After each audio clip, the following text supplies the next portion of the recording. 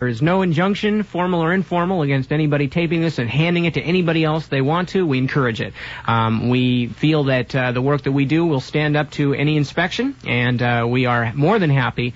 In fact, that's why we're doing this in the first place, is so the largest amount of people can have access to some things that are rather hard to get access to, and most of those things are books, and not that the books themselves are always obscure, although some of them are, but mostly just because most people don't have much opportunity to do much reading about political things, and if they're interested in something, they might not want to wade through 3 or 4 800-page books to find out about it. And we realize that's a perhaps lamentable fact in this day and age, but nonetheless it's there, and we're going to do our best to put some things together and to excerpt certain things and put them together into the most, and again, you'll have to remember this as we're going through this, we're putting this together in the most palatable and understandable sort of form that we can. So we are doing the hard work for you. We, Dave to the large extent, but myself also, have gone through most of this stuff at one time or another extensively and exhaustively, and we have culled out a lot of the stuff, the superfluous, and we're getting to the meat of the subject, and we're handing it on to you. So then it is your responsibility, if you are willing to take it on,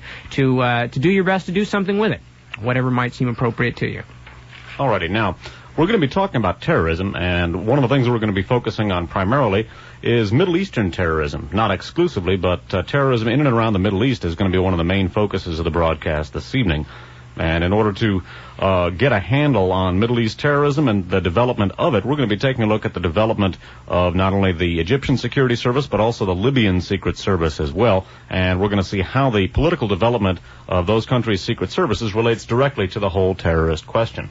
Indeed. And the first thing we're going to be reading for tonight, we're going to be discussing the formation of several several Middle Eastern security services, and at the same time the parallel formation of certain Middle East terror groups. And interestingly enough, these things are not so dissimilar, and they do in fact have some common roots going right back to the Second World War, as many of our longtime listeners will not be surprised to find out.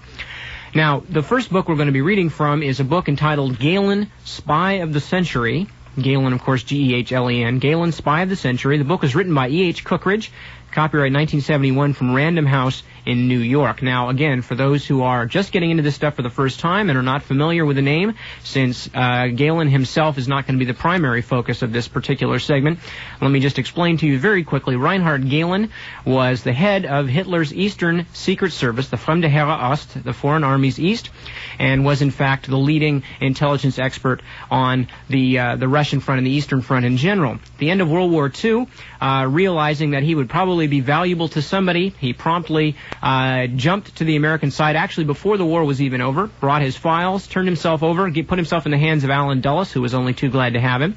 And Allen Dulles actually formed most of the Russian and Eastern European Bureau of the then just being born CIA around Reinhard Gehlen's operation. And in fact, Gehlen basically put his entire Nazi organization right back to work with the help of American military intelligence and the CIA. Took a lot of people right out of the docket at Nuremberg, put them back into working condition, except now they were working for the American CIA.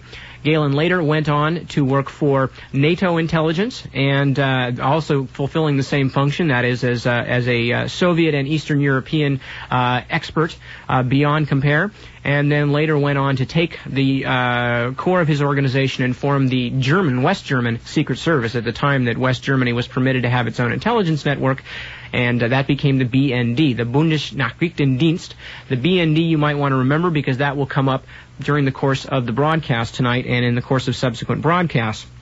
Anyway, so the basic fact being Gehlen was Hitler's master spy, and he became America's master spy in Eastern Europe, and then set up the West German Secret Intelligence Service. Never actually did a day's time for any of his activities as one of the most dangerous Nazis of all, and remained a diehard Nazi to the end of his days. A Nazi in philosophy. He never actually joined the Nazi Party, but he worked hand in glove with it, and in fact, during the closing days of the Third Reich was working intimately with the RSHA, the Reichssicherheitshauptamt, the High Bureau of Reich Security, of which the SS and Gestapo were the two primary components. Again, Gehlen not actually a member of the Nazi Party, but his Nazi sympathies, and as Nip indicated, the numerous Nazi war criminals, SS and Gestapo veterans, Final Solution veterans that he put to work with his organization, are front and center and very relevant this evening because one of the things we're going to be looking at is the role of the Gehlen organization, its Nazi sympathies, and some of its active Nazi components with regard to the development of certain aspects of Middle East terrorism and terrorism even going up to the present day in other parts of the world. And so the Nazi sympathies of the Gehlen organization are front and center in considering the historical development of terrorism as we're going to deal with it this evening. Yeah, and elaborating on Dave's point even a little more, I believe even in this book, although it's been a long time since I've read it, but Gehlen has been quoted several times long after the end of World War II, well into the 50s, as still being very anti-Semitic. Gehlen was prone to making strongly anti-Semitic comments, and he did indeed hold the reactionary views necessary to get along with people like Franz Alfred Siex and Klaus Barbie and some of the other folk. Well, this book itself actually is sort of doesn't do any great damage to Gehlen personally. In our third Radio Free America program, the one specifically about Gehlen and his organization, and that is available from DAVCOR that we'll tell you about late in the broadcast, we read a long section from an interview done with Gehlen by William Stevenson from the Borman Brotherhood, that's right, where he does, in fact, if you'd actually like to hear some of his verbatim remarks, you can hear not only some of his anti-Semitism, but his views about the tremendous betrayal of Germany by England during World War II, which is sort of a novel interpretation of history. And to get an idea of just what Gehlen is like as a person, that interview from Radio Free America number 3 will give you a pretty good idea. As if, as Stevenson himself says, the glimpse of the numerous mass murderers that he put to work in his organization wouldn't be quite sufficient. All right. Now, again, so with this short capsule working biography of Reinhard Gehlen, you will realize then as we are going, again, as Dave said, how much not only he himself, but the people that he hired and their particular views about world politics and racial politics, how important they are in the formation of Middle Eastern terrorism. Now, one of the persons that is going to be front and center in the broadcast this evening with regard to terrorism in the Middle East and elsewhere is a name that's going to be introduced in the section Nip's about to read you. The man's name is Otto Skorzeny, last name Skorzeny. He's going to be one of the common threads running throughout the broadcast. So listen for his name, and we'll tell you more about him later. All right, reading from Gehlen, Spy of the Century by E.H. Cookridge. When the British government decided to contract out of Egypt, the United States, having taken on the thankless task of the world's policeman, moved in. In 1951, Alan Dulles had sent one of his leading Middle East experts to Cairo. Just to mention real quickly, for those not familiar, Alan Dulles, brother of John Foster Dulles, who was Secretary of State under Eisenhower. Alan Dulles eventually became head of the CIA. In 1951, Alan Dulles had sent one of his leading Middle East experts to Cairo, Kermit Kim Roosevelt, a grandson of President Teddy Roosevelt, the Rough Rider. Kim Roosevelt had already accomplished difficult assignments in Syria and Iran. From Cairo, he reported that King Farouk's situation was hopeless, and, with Dulles's approval, he opened secret negotiations with the Free Officers Committee, led by a charming young colonel named Gamal Abdul Nasser, with whom he had, quote, found a large area of agreement, unquote. After Black Saturday in January 1952, when rioters went on the rampage in Cairo and Farouk was forced to abdicate, Nasser and Roosevelt agreed that the revolution should be carried out by easy stages. Farouk's infant son was proclaimed king, only to be replaced by the Republic under the figurehead General Naguib. Within a year, Colonel Nasser was in power. Washington regarded him as a valuable ally who would keep communism and the Russians out of the Middle East. At first, everything seemed to go according to CIA's plans. Nasser's first measure was to suppress the Communist Party in Egypt and to imprison all its leaders. The grateful American government poured $40 million a year into Egypt's economy, which had been ruined by Farouk's extravagance and his ministers' corruption. Alan Dulles sent Nasser a personal gift from President Eisenhower's unvouchered funds of $3 million, which Kim Roosevelt's colleague Miles Copeland conveyed to Nasser's secretary in 2 suitcases. Next, Nasser asked Roosevelt to help him reorganize Egypt's military intelligence and secret service in order to buttress his personal power. Political considerations meant that official employment of U.S. officers and CIA agents by the Egyptian government was out of the question, however. Thus, it came about that Dulles approached Gehlen for assistance.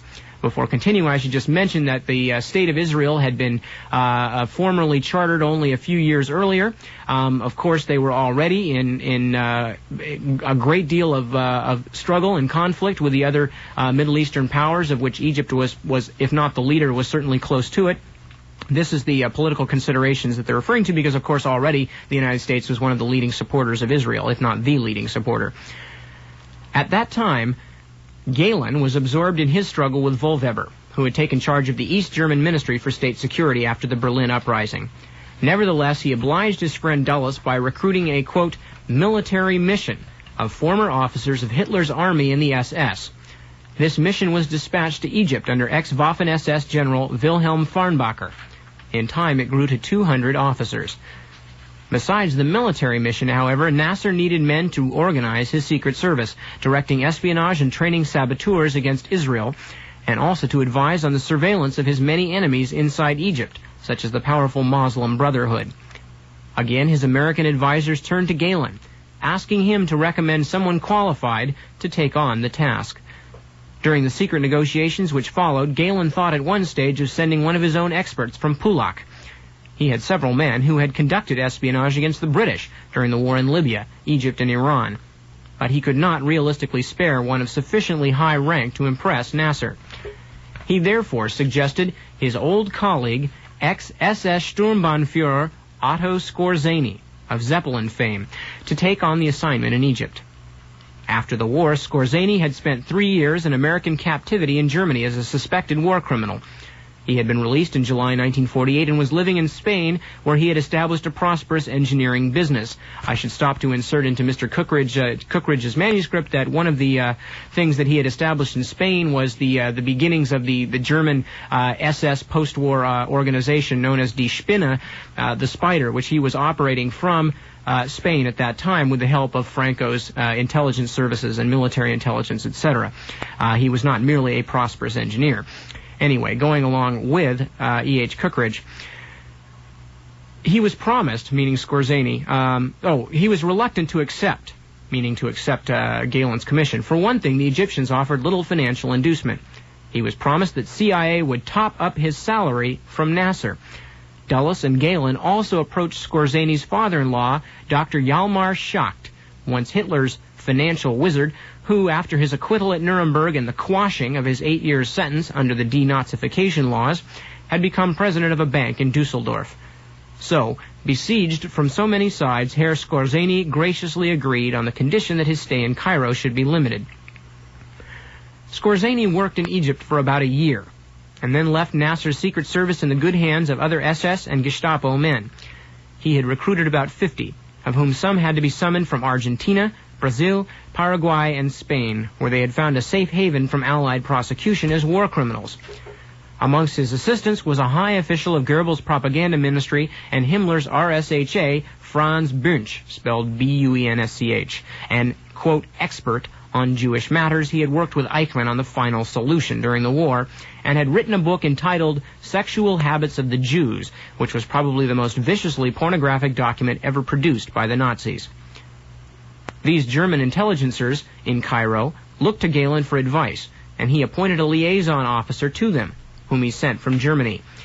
He was a bird of the same feather as they, an ex-SS officer and deputy Reich leader of the Hitler Youth, Hermann Lauterbacher. The German-led Egyptians, Hermann Lauterbacher. Skipping on down. Oh, well, one thing I recall at the beginning of the program as Nip was explaining the Gehlen organization. During the stage of the Gehlen organization that was described in the passage Nip just read, it was part of the CIA. Now, the part that he's about to read now is after the Gehlen organization has become the BND, the Bundesnachrichtendienst, the West German CIA. But as you'll see, it appears to have been business as usual with regard to Gehlen policy in the Middle East, whether as CIA or BND. To the Cairo residency of BND, Gehlen sent one of his senior officers, 35-year-old Gerhard Bauch, B-A-U-C-H, the stepson of Gehlen's vice president, Major General Hans-Heinrich Vorgitsky. Bauch lived in Cairo under the cover of a representative of the Quant Corporation, the German heavy industry concern. At Damascus, the BND resident was ex-SS Hauptsturmführer Alois Brunner, alias Jörg Fischer, who posed as a director of the German-Syrian trading company Otraco. Brunner later joined Bunch in Cairo. They were old colleagues, for they had both worked under Eichmann at the RSHA, quote, Jewish department. Okay, so now the main thing that we want to look at here, and that Cookridge, again, a man, well, I don't think we mentioned it yet tonight.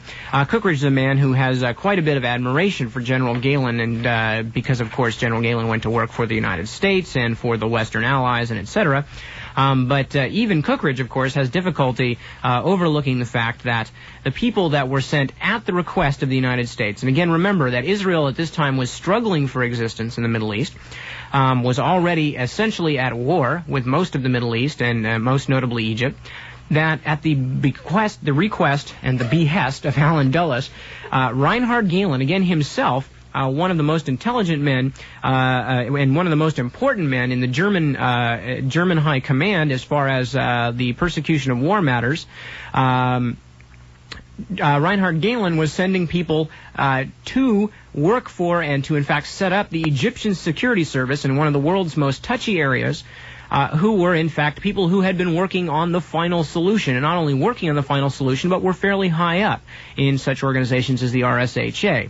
Now, again, we have to look at this and put this in perspective. This is, well, the first part what they were talking about when Skorzeny was initially contacted, this is 7 years after the war in Europe was over. In other words, the buildings had barely stopped smoking, and the graves were still covered with fresh soil, practically, to wax metaphorical, when the Americans, again, Allen Dulles, was sending final solution veterans, people like Franz Bunch, and in fact, we're going to show you some real final solution veterans. We're going to show you some of the real heavy hitters, which, now remember, the Gehlen, the Cookridge book, rather, was published in 1971. We're going to look at a book published 10 years later, which is going to have some even more damning information about the same group, which I'll save here for just a second.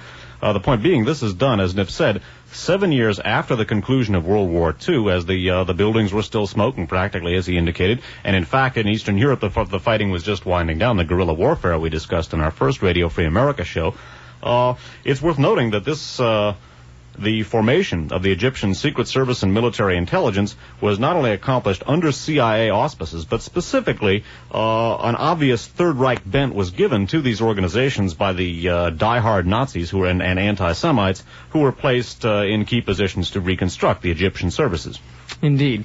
And basically, I think that pretty much sums up the point I was going to make, which is that at the very least, and this is granting Allen Dulles and his CIA brethren a great degree of leeway. At the very least, you would have to say it was an extremely politically dangerous move to make. However, when we put this into the context, and as people who have listened to the other Radio Free Americas and are familiar with some of the things that the CIA was, and the group that was going to become the CIA and military intelligence for America, some of the things these people were doing at the end of World War II, we realized that in fact there was nothing unconscious or accidental about this, that it was a systematic attempt to take the people who were considered to be the most ruthless and dangerous anti-communists in the world, the Nazis, and turn them right around again and sick them on our late allies, the Soviet Union, and the Middle East was only one further opportunity to do it. Now, where Israel came into these discussions and into these considerations, because obviously Israel was considered to be at least a potentially valuable ally in the Middle East, and to think about Allen Dulles gleefully paying Otto Skorzeny's extra salary so he would take the job on so he could bring people like Bunch and these others over into the Middle East, it boggles the mind. But even so, at this point, very early on, within a few years after the war is over, the United States has already made what I think virtually any a civil libertarian or progressive thinker would have to think a crippling decision as far as national morality, and unfortunately, as we shall see, a crippling decision as far as Middle Eastern stability goes. Right. Now, this CIA-sponsored Gehlen and Skorzeny mission to the Middle East is worth noting for our purposes because the roots of Middle Eastern terrorism are to be found in this Nazi contingent that Gehlen dispatched under CIA auspices to Egypt, and as we're going to see in a minute, Libya as well. Now, the most infamous name probably of all the people involved with the final solution is going to crop up here as one of the officers who Skorzeny commanded in Egypt. And we're also going to take a look at the development of the very first Palestinian terrorist groups under Skorzany's auspices while in the Middle East. It should be mentioned at this point that Otto Skorzany was not only one of Hitler's personal favorites, but was in charge of commando training for the Third Reich. He was perhaps, you can't say that he was the most famous Third Reich military veteran, but one of the most famous Third Reich military veterans. Among his exploits, he rescued Mussolini after Mussolini had been imprisoned following the overthrow of his government. He also effected he was very active against partisans in places like Denmark. We're going to take a look at a key Skorzany kidnapping, the kidnapping of Mickey Horthy, the head of the son of the head of the Hungarian government, which prevented a switching of sides of Hungary. Hungary had fought on the side of the Axis. Horthy, however, seeing the writing on the wall for the Axis powers, was preparing a negotiation with the Allies and the Soviet Union in particular, whereby he was going to switch sides. As we're going to take a look at Skorzany and his career, a kidnapping of Admiral Horthy's son was able to basically postpone that switching of sides until the actual defeat of the Hungarian armed forces. Now, we're going to be reading, again, bear in mind the mission that Nip just told you about, reading from the Cookridge book, the CIA-sponsored Gehlen and Skorzany mission to the Middle East. We're going to take a closer look at that very same mission. This from a book published 10 years after the Cookridge book. We're going to be reading now from a book called Skorzany, Hitler's Commando. That was authored by Glenn Infield, published in hardcover by the St. Martin's Press, copyright 1981. And of Skorzany and the mission to Egypt, Infield writes, his first task was to organize a staff of former SS and Wehrmacht officers to train the Egyptian army and security forces. He selected carefully, making certain that each officer he brought to Egypt was a die-hard Nazi, an expert military tactician, and was anti-Semitic. Among those recruited by Skorzany were SS General Oskar Dirlewanger, Dirlewanger, who had commanded a brigade composed of poachers, criminals, and men under the sentence of court-martial during the Warsaw Ghetto Uprising, and whose actions against the Jews had earned him the nickname Butcher of Warsaw. SS Colonel Adolf Eichmann, the officer Himmler charged with the destruction of millions of Jews, and who later would be kidnapped from Argentina by the Israeli Secret Service and smuggled back to Israel to stand trial. I'm going to read that last sentence again because this is worth noting. Now remember, in this instance, Eichmann is operating actually as a contract agent for the CIA. Although not a regular agent, he is operating here technically under contract to the CIA. Once again, this is one of the most intriguing details I've ever seen about the Gehlen organization. This is, once again, folks, a CIA mission here.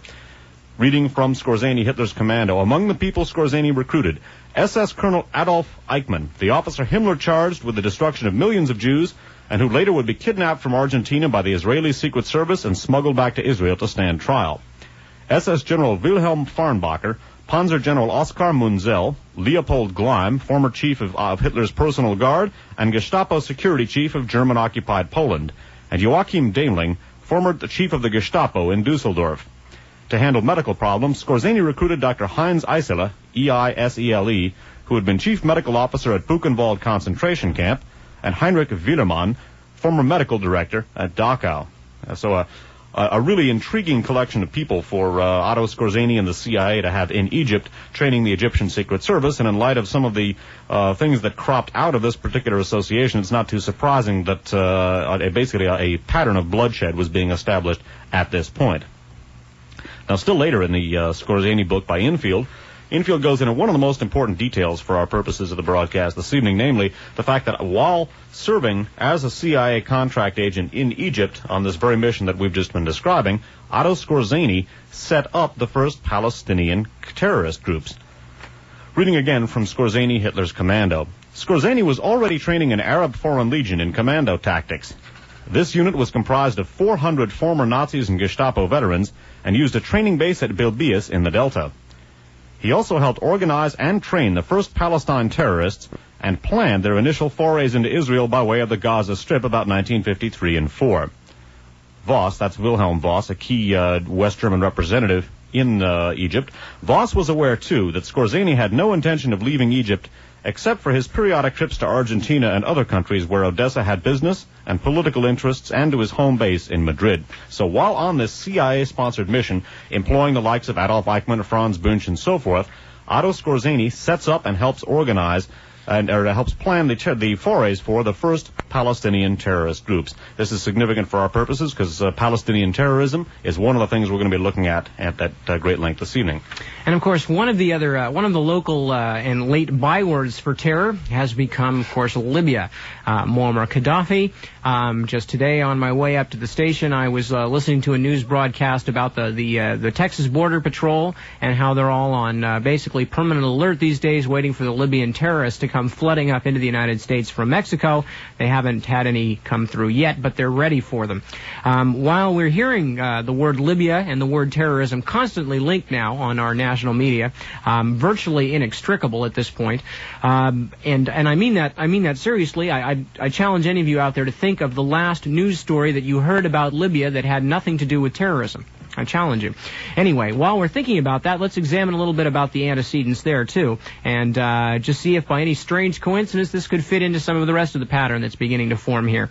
We're going to read a short segment from a book called Martin Bormann, Nazi in Exile. The book is by Paul Manning, and it's copyright 1981 by Lyle Stewart, Incorporated. Mr. Manning writes, when Colonel Nasser became president of Egypt, he asked the CIA for assistance in establishing a similar organization in his country. The CIA did not wish to become involved and so referred him to General Gehlen, then chief of the West German Federal Intelligence Organization, which was in fact maintained by the CIA. And this is an important point, again, as Dave made earlier.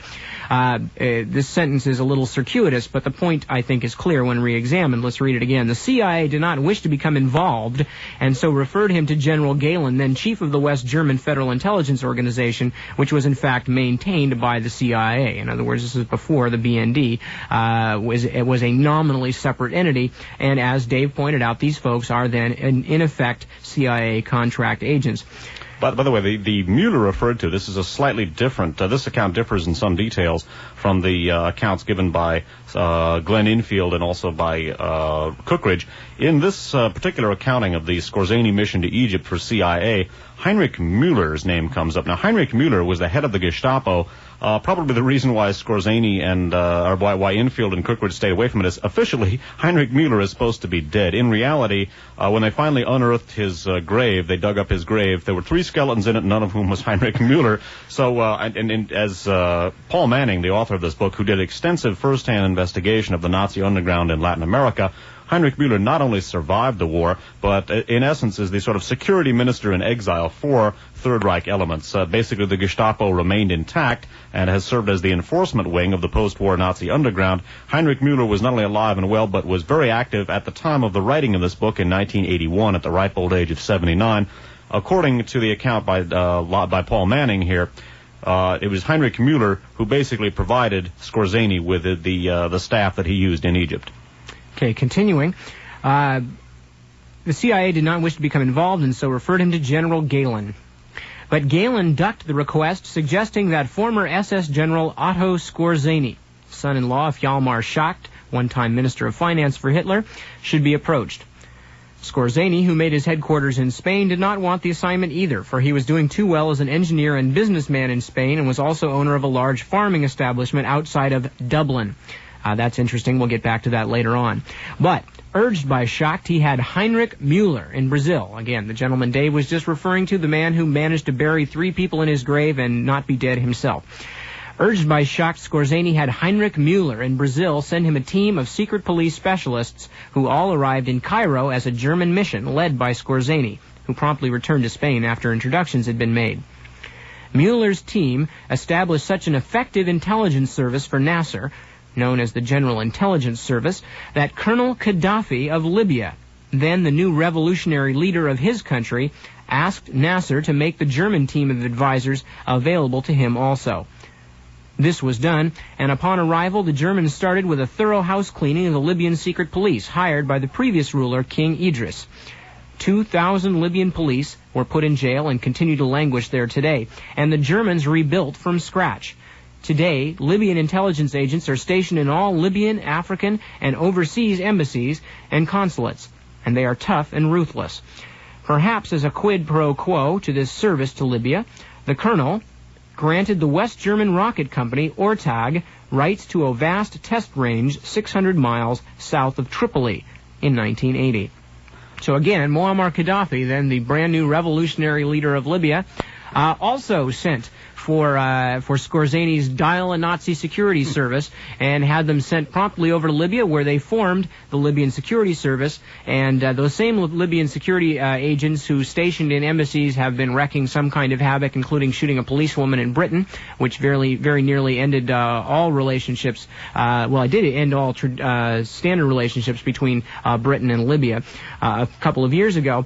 But again, we are talking about a hand-picked group of anti-Semite, die-hard Nazis being contracted by the CIA through Reinhard Gehlen, sent to the Middle East to train the Egyptian Security Service, security and military intelligence, the folks who managed to let Anwar Sadat catch about 90 machine gun bullets, and the Libyan Security Service, the terrorists who are trained by them, of course, being the ones that we have our Border Patrol in Texas on 24-hour watch for. Also, the ones that we had key CIA operatives Edwin Wilson and Frank Triple working with and arming a few years back. We're going to be coming back to the Triple Wilson connection with regard to Libya. Thereby hangs a tale indeed. Indeed, and the point being here that the first Palestinian terrorist groups grow out of a Nazi mission to Egypt to reform the Egyptian military and intelligence services, and that mission was accomplished under the auspices of the Central Intelligence Agency and the Gehlen Nazi wing under it, and working for it at the time.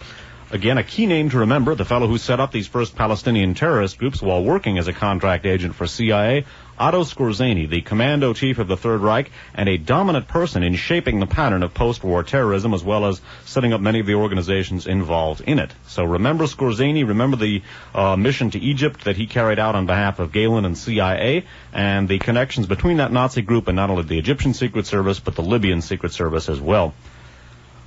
Perhaps the most notorious of all terrorist incidents, certainly probably the best remembered, was the massacre of the Israeli athletes at the 1972 Summer Olympics in Munich, Germany.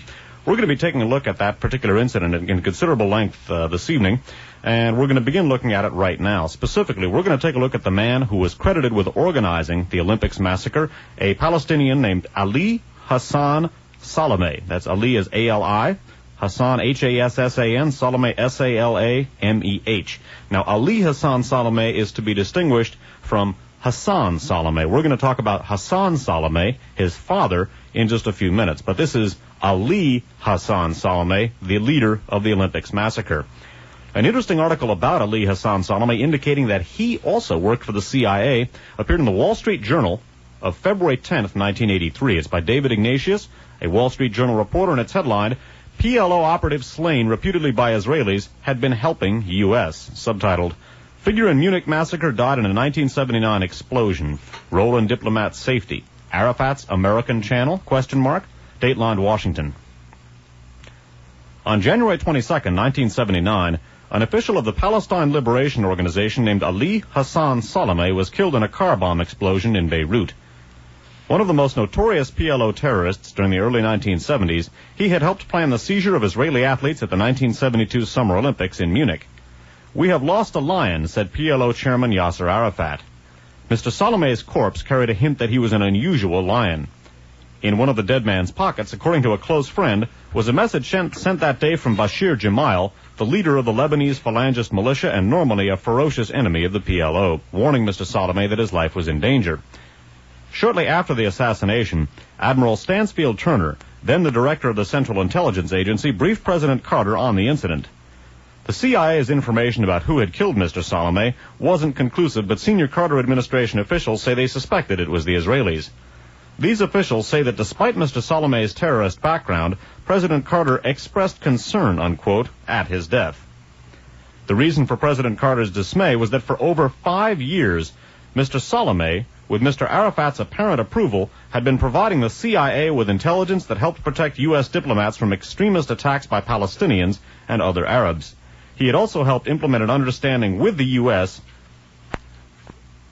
Turning the page here. He had also helped implement an understanding with the U.S. reached in November of 1973 that Mr. Arafat's PLO mainstream group Fatah wouldn't harm Americans. Moreover, according to a top U.S. official, the U.S. had reason to believe that the Israelis knew, unquote, that Mr. Salameh was secretly helping the U.S. The Salome connection, which amounted to a backdoor channel between the U.S. and the PLO, is one of the most intriguing tales to emerge from the conspiracy-laden Middle East. It illustrates the complex intelligence operations undertaken by the U.S., the PLO, and the Israelis in this region. It also shows how, on occasion, U.S. and Israeli interests can differ sharply. Skipping down in the article. In mid-1973, Mr. Arafat and Mr. Salome began their opening to the U.S. for the PLO. The dialogue offered the prospect of eventual U.S. recognition of Palestinian rights. For the U.S., it offered a chance to curb terrorism against Americans, such as the March 1973 murder of 2 U.S. diplomats in Khartoum by a faction of Black September. The chronology of this secret U.S. PLO diplomacy is outlined by former Secretary of State Henry Kissinger in his recent volume of memoirs, Years of Upheaval, unquote. According to Mr. Kissinger, contacts began in late July of 1973 and climaxed in a secret meeting on November 3rd in Rabat, Morocco, between General Vernon Walters, then Deputy Director of the CIA, and a senior PLO official. The meeting produced what amounted to a non-aggression pact between the U.S. and Fatah. Mr. Kissinger writes that, quote, attacks on Americans, at least by Arafat's faction of the PLO, ceased, unquote. Mr. Salome, as chief of Fatah security, was responsible for enforcing this new policy. The first test came in December 16, 1973, when Mr. Kissinger visited Lebanon. Mr. Salome's friends say he advised the U.S. there might be an attempt in Beirut on Mr. Kissinger's life. Mr. Kissinger notes in his book, quote, a report that there was a plan to shoot down my plane, unquote. So the Kissinger plane was diverted to a Lebanese air base at Rayaq in the Bekaa Valley east of Beirut. A Beirut source says that Mr. Salome marshaled a force of 6,000 people to protect Mr. Kissinger during this brief visit. And skipping down still further. Mr. Salome's help with security wasn't limited to the U.S. and his friends starting again. Mr. Salome's help with security wasn't limited to the U.S., his friends in Beirut say. They say he tipped off the Saudis about various plots, including a plan by the PFLP to infiltrate saboteurs through South Yemen to blow up Saudi oil facilities. He provided assistance to security officials from West Germany, Italy, and Japan who were seeking information about links between their own domestic terrorists and Palestinian extremists. And in 1977, after Anwar Sadat's trip to Jerusalem, Mr. Salome helped pass information to Egypt about a Libyan-backed plot against Mr. Sadat. Skipping down still further. About the organization that Salome headed up. Only 37 years old when he died, he headed Mr. Arafat's Fatah Security and Intelligence Unit with up to 3,700 members and a monthly budget of $1.5 million. The unit was known as Squad 17, apparently because Mr. Salome's office was Extension 17 on the PLO military telephone network. Remember Squad 17. I want to read that last couple of sentences again because Squad 17 is going to figure prominently here. Only 37 years old when he died, Salome that is, he headed Mr. Arafat's Fatah Security and Intelligence Unit with up to 3,700 members and a monthly budget of $1.5 million. The unit was known as Squad 17, apparently because Mr. Salome's office was Extension 17 on the PLO military telephone network. We're going to be coming back to Squad 17 near the end of the broadcast. It's something which is very much with us these days. The last section of this Wall Street Journal article from 2/10/83 that I'm going to read you is the following. Born April 1st, 1941, Mr. Salome was the son of a well-known Palestinian militant named Sheikh Hassan Salome. Sheikh Hassan was a leader of the Palestinian resistance movement headed by the Grand Mufti of Jerusalem, Haj Amin Husseini. During the 1948 fighting that led to the creation of Israel, Sheikh Hassan was killed by an Israeli bomb. The family eventually fled to Cairo. Now, here are the two of the key names for the section we're about to get into. One is Sheikh Hassan Salome, the father of Ali Hassan Salome, the fellow credited with planning the Olympics massacre of 1972, and a man who, as we've seen, by July of 1973, was establishing contacts with the U.S. and providing security information to the CIA within less than a year of having accomplished the Olympics massacre. Now, it should be noted that Ali Hassan Salome was not a full-time CIA agent. He was simply working for them. He was not a formal agent. However, it's an intriguing relationship. And again, his father, Sheikh Hassan Salome, is a man we're going to be talking about in just a couple of minutes. And in turn, Sheikh Hassan Salome went to work for a man named Haj Amin al-Husseini. And Haj Amin al-Husseini is a person whose background dovetails very nicely with some of the people we were looking at under the Skorzeny mission to Egypt. Yes, in fact, his background was the same as some of the people, at least in terms of his involvement with the SS, and we're going to talk about that. The segment we're going to read next is from a book entitled The Patriotic Traitors, The History of Collaboration in German-Occupied Europe, 1940 to 45, by David Littlejohn, published by Doubleday and Company, 1972. This section is headlined, A Man of God and Friend of Hitler. The spiritual welfare of Soviet citizens of the Muslim faith was in good hands. It was the charge of no less a personage than His Eminence the Grand Mufti of Jerusalem, Haj Amin al-Husseini. There can be no doubt that he took his responsibilities seriously.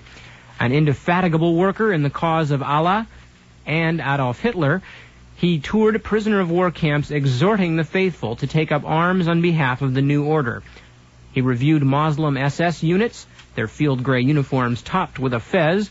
He blessed weapons, consecrated standards. He won over a distinguished Tartar poet, Musa Jalil, who agreed to serve on an Idel-Ural Tartar committee, which had as its object the establishment of a Muslim state on the banks of the Volga. Idel is the Tartar word for Volga. Nothing ever came of this scheme. Jalil later had second thoughts and tried to back out. For his pains, he was court-martialed and shot by the Germans. The Grand Mufti himself, however, readers will be relieved to learn, came safely through the war. And in fact, as you're going to see in some of the next segments of the broadcast, the Grand Mufti of Jerusalem, Haj Amin al-Husseini, did more in the war than merely review prisoner of war camps. And what they're talking about, the spiritual well-being of Soviet prisoners, they're talking about the large group that we talked about on past Radio Free Americas of the Sovietized Turks, the people who were, I suppose you call them racial or ethnic Turkish peoples or Turkic peoples who fall within the boundaries of the Soviet Union, many of whom are not happy about that state of affairs. And these peoples were heavily recruited by the Nazis during World War II as they moved into the Soviet Union. And the ones who had been captured during battle with the Soviet Union were actively urged and in many cases convinced to turn against the Soviet Union and to join the Nazis. And as a matter of fact, as we talked on earlier Radio Free Americas, the Grey Wolves, who were the source for people like Mehmet Ali Agha, the would-be assassin of Pope John Paul II. The Grey Wolves were founded largely through cooperation between the Nazis with these pan-Turkist elements. But anyway, we're talking here about Haj Amin al-Husseini, who not only combed the prisoner of war camps for potential new Reich citizens to go and fight the Soviet Union, Muslims, but of course also was involved in some other rather interesting things, not least of which was his friendship with Hassan Salameh. And in fact, it was even more than just a friendship. Hassan Salameh was one of the most loyal lieutenants of Haj Amin al-Husseini, both while he was working for the Third Reich, and again, as Nip indicated, Haj Amin al-Husseini was working with the so-called outside Turks that we reviewed in Radio Free America number 14 about the World Anti-Communist League. We also went into it at considerable length in Radio Free America number 21, the last of our shows about the Pope shooting, if people would like to read up more about that.